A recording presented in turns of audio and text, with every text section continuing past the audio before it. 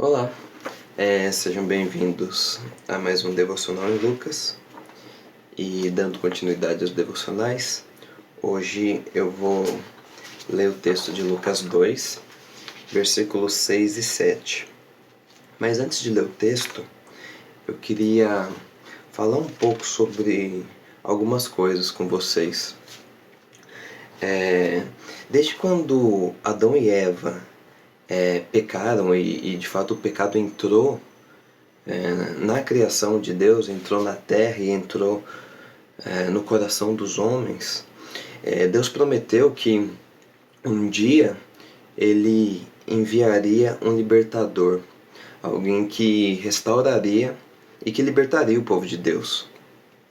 A primeira promessa que Deus faz a esse respeito se encontra em Gênesis 3, versículo 15, que diz assim: Porém inimizade entre ti e a mulher, entre a tua descendência e o seu descendente. É Deus falando para a cobra, né, que no caso seria Satanás. Este, ou seja, o descendente da mulher, te ferirá a cabeça, e tu lhe ferirás o calcanhar. E Deus, ao longo do Antigo Testamento, ele sempre vai falar desse Messias, ou seja, desse ungido de Deus, dessa pessoa que seria consagrada ao Senhor, escolhida para essa obra de libertar o seu povo. Ele sempre vai falar desse ungido no Antigo Testamento.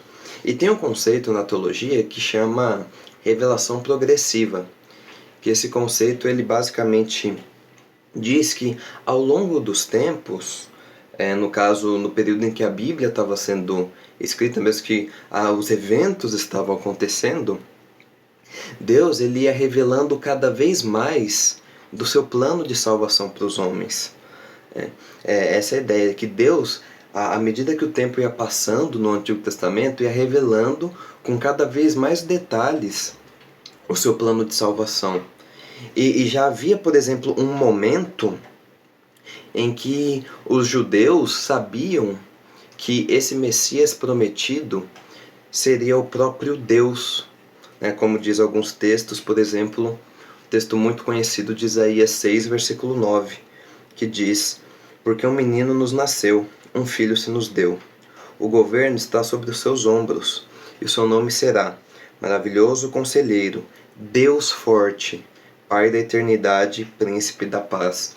Aqui falando sobre o Messias e usando, né, adjetivos de Deus, chamando o Messias, esse filho prometido, de Deus forte, de Pai da eternidade.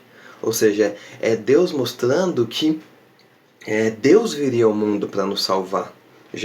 Então, nesse momento, a revelação de Deus, as pessoas já sabiam que Ele viria ao mundo para nos salvar, que o próprio Deus viria ao mundo para nos salvar. Outra passagem muito conhecida também e que fala sobre essa vinda de Deus ao mundo, sobre o fato de que esse Messias que viria seria Deus, é o texto de Miqueias 5, versículo 2, que diz assim: E tu, Belém Efrata, pequena demais para figurar como grupo de milhares de Judá, de ti me sairá o que há de reinar em Israel, e cujas origens são desde os tempos antigos, desde os dias da eternidade. Ou seja, aquele que há de reinar em Israel tem origens antigas, desde os dias da eternidade, mostrando, de fato, atributos divinos para essas pessoas. O próprio Paulo, quando fala da vinda de Cristo, lá em Gálatas, ele fala da plenitude do tempo. Vindo, porém, a plenitude do tempo, Deus enviou seu Filho, nascido de mulher, nascido sob a lei. Ou seja, a gente percebe que os judeus, eles estavam esperando o próprio Deus vir ao mundo para salvá-lo. Então, o que eles estavam esperando era um momento ímpar na história. O que eles estavam esperando era um momento que seria singular, que seria maravilhoso. Por exemplo, no Antigo Testamento, há trechos com linguagem simbólica sobre o Senhor descendo à terra para julgar as transgressões do seu povo. E são passagens pesadas, mas são muito grandiosas. Mostram como um evento, como Deus vindo para a sua criação seria algo novo, incrível, maravilhoso, inimaginável. Por exemplo, o texto que a gente já viu, o texto de Miqueias, capítulo 1, versículos 2 a 5. Ouvi todos os povos, prestai atenção, ó terra, e tudo que ela contém, e seja o Senhor Deus testemunha contra vós outros, o Senhor desde o seu santo templo. Porque eis que o Senhor sai do seu lugar e desce, e anda sobre os altos da terra. E olha o que acontece quando Deus vem para a terra, nessa passagem de Miqueias. Os montes debaixo dele se derretem, e os vales se fendem. São como a cera diante do fogo, como as águas que se precipitam no abismo. Tudo isso por causa da transgressão de Jacó e dos pecados da casa de Israel. Qual é a transgressão de Jacó? Não é Samaria? E quais os altos de Judá? Não é Jerusalém? E o texto continua. Mas qual que é a ideia aqui? A ideia de que o próprio mundo ele não seria digno de receber, de suportar a glória e o poder de Deus. Então por isso, quando Deus viesse ao mundo, os montes derreteriam, aconteceriam coisas maravilhosas, coisas assim que a gente nunca veria. E essa é a forma como a gente pensa também. Se te falassem que Deus viria ao mundo, como você imaginaria que ele viesse? Se você soubesse que Deus viria ao mundo, como você imaginaria que ele viesse? Você não olharia para as nuvens? Não esperaria, como diz o Nathan David Wilson, uma carruagem de tornados? Eu esperaria talvez Deus vindo com uma vestimenta de raios, descendo, por exemplo, sobre a Estátua da Liberdade, sobre o Monte Everest, para que todo mundo que olhasse pudesse ter certeza que Deus veio ao mundo.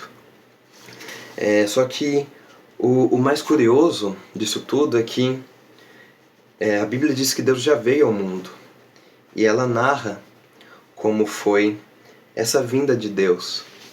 E esse texto está em Lucas 2, versículos 6 e 7.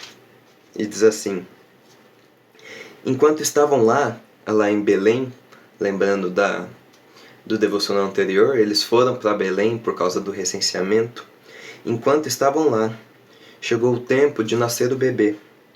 E ela deu à luz o seu primogênito, envolveu-o em panos e o colocou numa manjedoura, porque não havia lugar para eles na hospedaria. Essa é a forma que Deus veio ao mundo. É interessante pensar que algumas pessoas, antes do nascimento de Jesus, já tinham a plena certeza de que Jesus era o Salvador prometido. A gente vê, por exemplo, os cânticos de Zacarias, o cântico de Zacarias, o cântico de Maria. A gente já vê eles usando termos de que, de fato, aquele bebê que viria era o libertador, era aquela promessa que Deus prometeu ao seu povo, aquele ser que seria o próprio Deus que viria resgatar o seu povo. E aí o texto diz que aconteceu de completarem-se os dias, né? E a ideia aqui é de fato que os dias estavam completos, chegou a hora de Jesus nascer. E assim, o que acontece nesse momento em que chegou a hora de Jesus nascer? A cidade de Belém estava lotada. Muitas pessoas elas tinham ido para lá para fazer o recenseamento também. Então a própria cidade em que José e Maria estava lotada. José, talvez ele tenha chegado tarde demais para conseguir um lugar para dormir. Como diz no final aí do versículo 7, porque não havia lugar para eles na hospedaria. Pode indicar também que o dono do hotel não queria hospedá-los. Porque se fosse só o problema do espaço, Lucas não teria colocado o pronome eles no texto, né? O texto diz que não havia lugar para eles na hospedaria. Então pode ser que a cidade estivesse cheia e por causa disso José não conseguiu estadia, ou pode ser também que o próprio dono de algum estabelecimento em Belém não quis, não quis de fato, como posso falar, hospedar José, porque o texto fala que não havia lugar para eles na hospedaria, né? Então logo de cara parece que está tudo dando errado.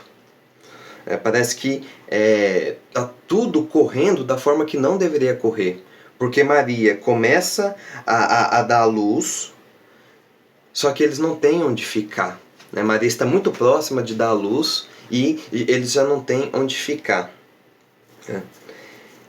E quando você pensa que esse seria o nascimento do Filho de Deus, você pensa que tudo daria certo, mas não é o que a gente vê aqui. E eu imagino José e Maria fazendo súplicas ardentes a Deus nesse momento, para que eles conseguissem um bom lugar para ter Jesus. Talvez nesse momento José e Maria, em vista da situação, poderiam ter pensado que Deus tinha os abandonado. Mas aquele bebê era com toda certeza a maior e mais amorosa resposta de Deus. Eu nunca abandonarei o meu povo. O Senhor poderia ter deixado com que nós morrêssemos em nossos pecados, em nossa vida antiga, em nossas falhas, em nossos erros. Mas Ele é Deus misericordioso e compassivo. Ele nunca nos abandonou. E a prova disso é que Ele enviou seu próprio Filho para morrer pelos nossos pecados e resolver o nosso problema, que é o pecado, né? Ele trouxe a nossa libertação. Então, por mais que talvez José e Maria tenham pensado que nesse momento, por eles não conseguir estadia, de alguma forma Deus tinha esquecido deles, Deus não tinha, né? Aquele bebê era a resposta clara de Deus, de que Ele não tinha se esquecido do seu povo. E é interessante parar para pensar que, por exemplo, quando um casal tem um bebê, hoje em dia, há toda uma celebração e uma preparação que é muito bonita, né? Por exemplo, normalmente se o bebê é menina, o casal já prepara assim um quarto para receber esse bebê com várias coisas que remetem ao universo do feminino, né? Cores mais voltadas para o rosa, por exemplo, bonecas e tudo mais. Então tem todo um contexto assim de preparação para esse filho que é amado e que vai vir e que vai nascer, né? Tem todo um acompanhamento médico, a questão do quarto, né? Se for um menino, um quarto mais voltado para a ideia do universo masculino mesmo, né? A cor azul, por exemplo, ou brinquedos assim que normalmente os meninos gostam mais, carros de corrida e coisas do tipo. Tem todo um acompanhamento nesse processo de gestação e que é muito bonito. Agora vamos parar para pensar um pouco. O que seria digno do próprio Deus? Que tipo de preparativo Maria e José poderiam fazer que seriam dignos o suficiente para receber o bebê mais valioso de todos? Que cama seria suficiente para receber e sustentar aquele que sustenta todo o universo? Que médicos seriam suficientes para cuidar daquele bebê que viu todos os médicos do mundo nascerem, que viu a medicina, né? Que viu os homens desenvolverem a medicina? Que brinquedo seria digno desse menino que criou o material de todos eles, né?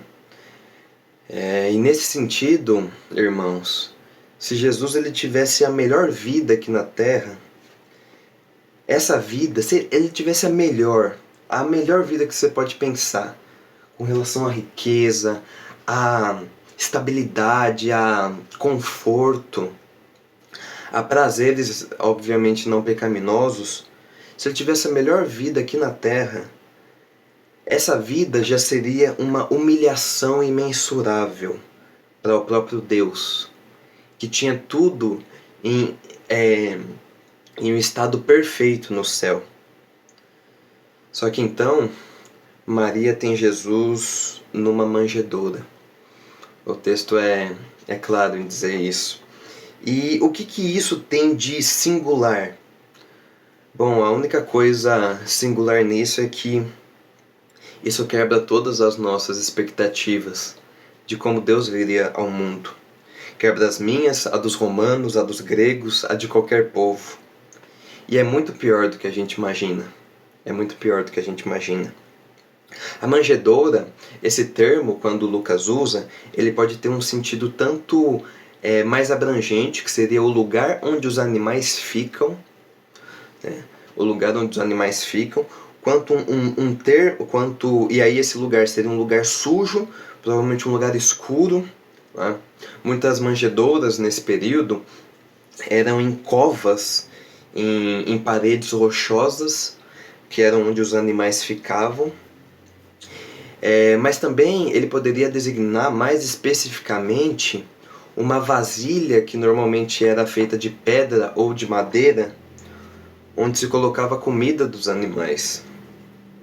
Era onde os proprietários dos animais poderiam dar alimentos a eles, poderiam dar a lavagem, toda a comida que os animais da época comiam, sem que eles sujassem ou espalhassem a comida por todo o estábulo. Então era tipo uma tigela assim, mas feita de madeira, onde eles poderiam colocar a lavagem, os animais poderiam comer sem sujar o estábulo. Normalmente feita de pedra ou madeira. E essa manjedoura, então, tanto no seu sentido mais amplo, o lugar onde os animais ficavam, quanto no seu sentido mais estrito, que poderia ser também, essa palavra poderia ser usada para esse sentido mais estrito, que seria literalmente este lugar onde a lavagem dos animais era colocada, era um lugar sujo, fedido e escuro. A manjedoura tinha essa característica.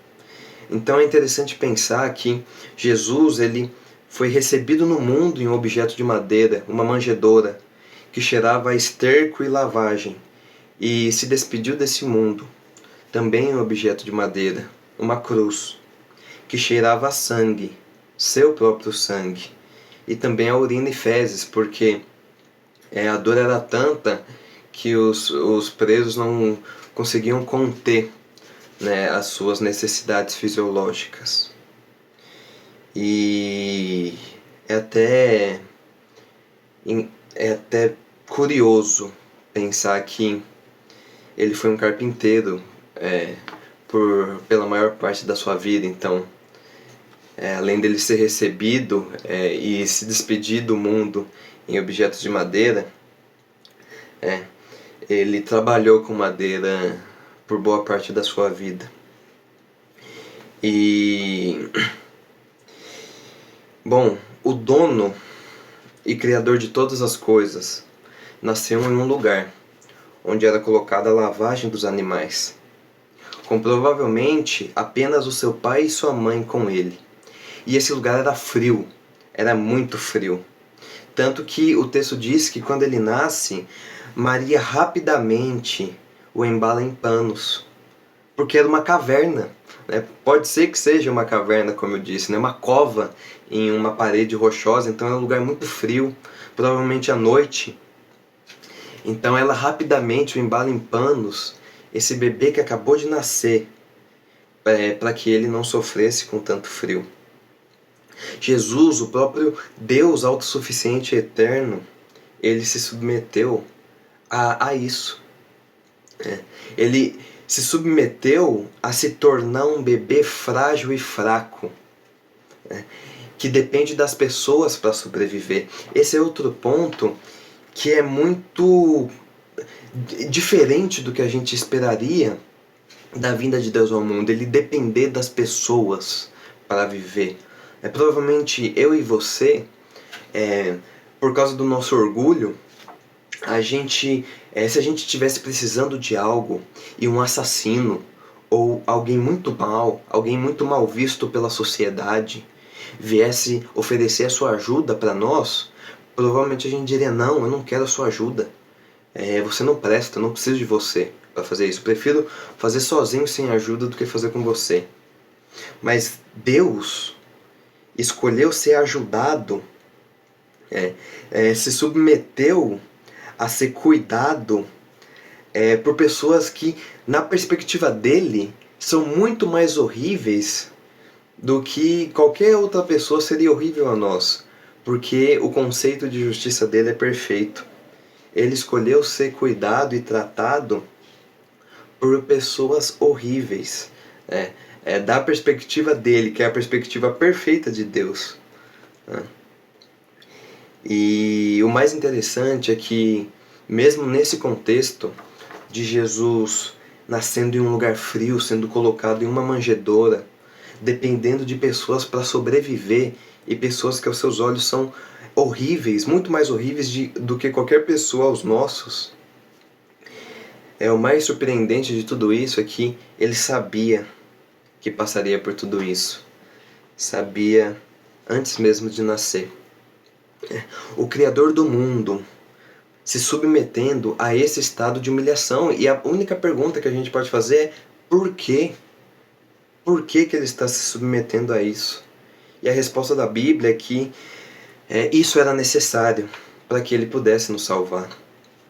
Se o próprio Deus, só o próprio Deus, poderia lidar com os nossos pecados, e ele tinha que se humilhar. E ele tinha que ir muito longe para poder nos salvar. Existe um conceito na teologia chamado de via dolorosa, que é a ideia, esse termo via dolorosa normalmente designa o caminho que Jesus percorreu carregando a sua cruz de Jerusalém até o lugar onde ele seria crucificado mesmo, até o Monte Caveira, como o texto diz. Então, os teólogos falam que esse caminho onde Jesus carregou a cruz, ele já tinha sido chicoteado, já estava com a coroa de espinhos, e a cruz era um objeto muito pesado, porque imagina aí um objeto para sustentar um homem. Então era aí, os historiadores medem aí de 25 quilos mais ou menos, então ele tinha que carregar isso nas costas, provavelmente com as mãos presas já. Então por ele estar fraco, provavelmente ele caiu no chão muitas vezes, e como as mãos já estavam presas na cruz, ele caía de frente, ele não tinha como se proteger, ele batia a cara mesmo no chão. Então era um momento de muita dor também, carregar a sua própria cruz até o lugar onde você seria crucificado. Então vários teólogos eles chamam esse caminho que Jesus percorreu de via dolorosa. Contudo, para mim, me parece que a via dolorosa, e para outras pessoas também, me parece que a via dolorosa não começa quando Jesus carrega sua cruz até o lugar onde ele vai ser crucificado. Para mim, a via dolorosa começa quando ele abriu os olhos nesse mundo.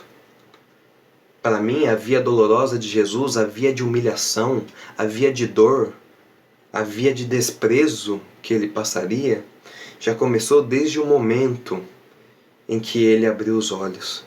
Já começou desde o seu nascimento. A partir desse momento, começou a via dolorosa. E com isso também Jesus dá um exemplo para nós, de que o reino de Deus é invertido. Ele vem para servir, ele vem para ser humilhado. Ele nos conclama a servir também.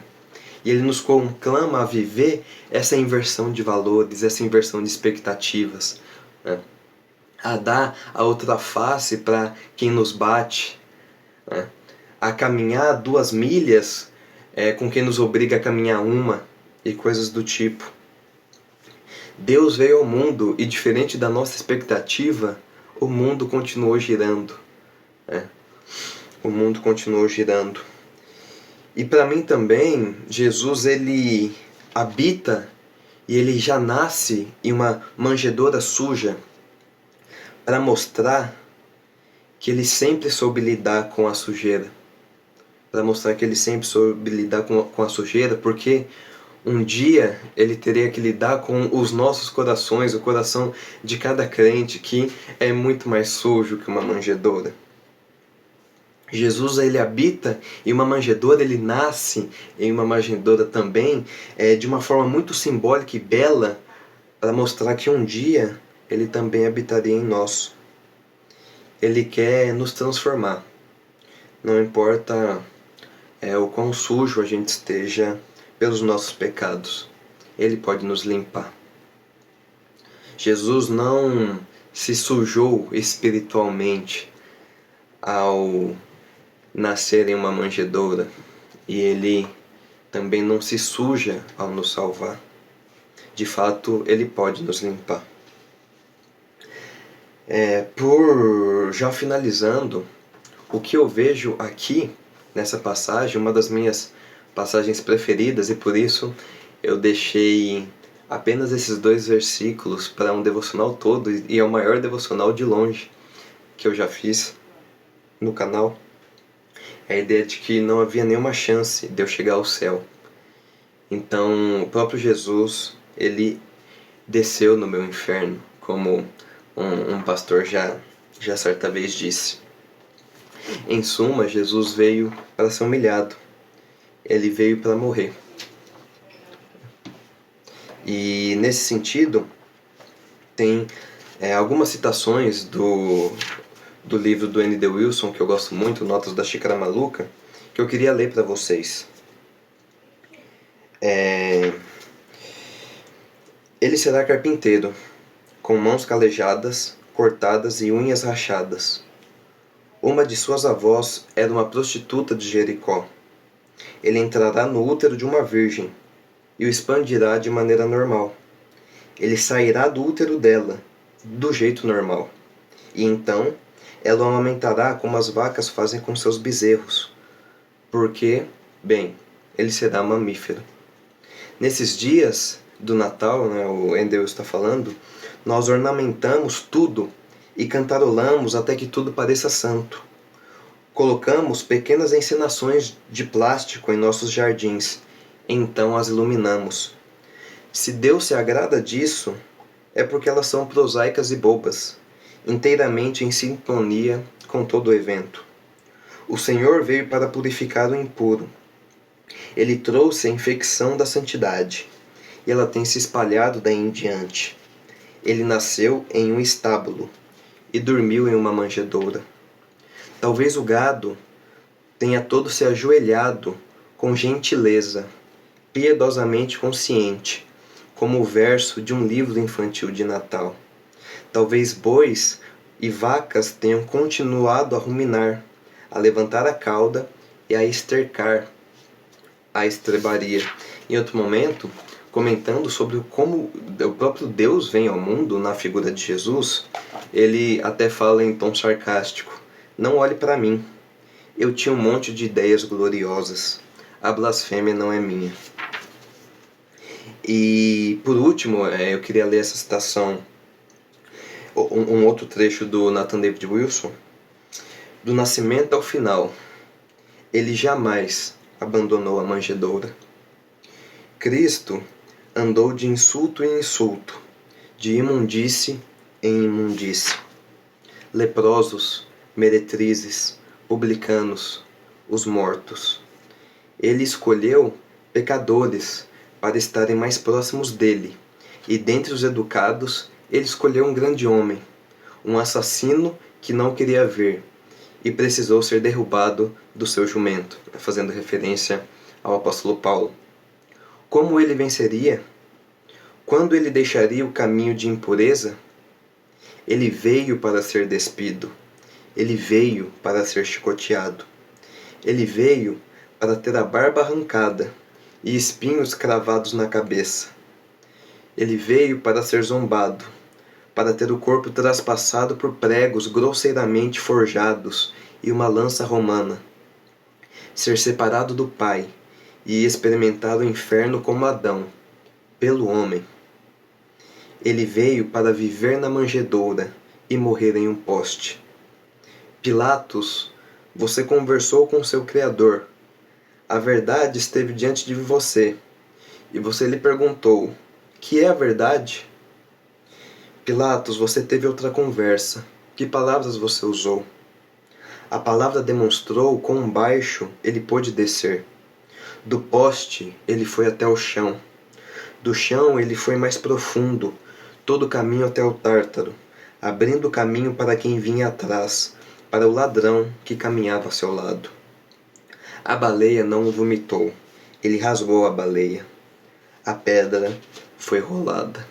Esse trecho a respeito da humilhação de Jesus. Jesus, a via dolorosa, novamente, não foi apenas o caminho que Jesus percorreu de Jerusalém até onde ele seria crucificado, né, em Jerusalém mesmo. A via dolorosa é todo o percurso de Jesus, é toda essa humilhação que ele passou para mostrar para a gente que ele é um homem perfeito e que ele sabe lidar com a sujeira.